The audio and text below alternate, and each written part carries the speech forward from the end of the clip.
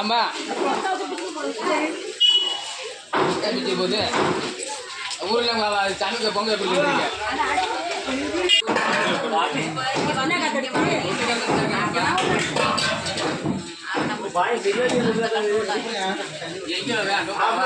நூற்றி 18வது தேவர் ஜெயந்தி விழாவை முன்னிட்டு கொல்கத்தா தேவர் தமிழ் சங்கத்துக்கு முன்னே இன்றைக்கி பொங்க வச்சாங்க.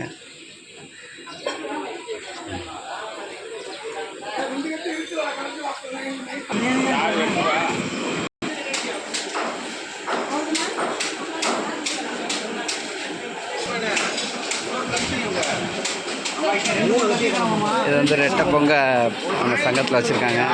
அது தேவர் தமிழ் சங்கம் தான்.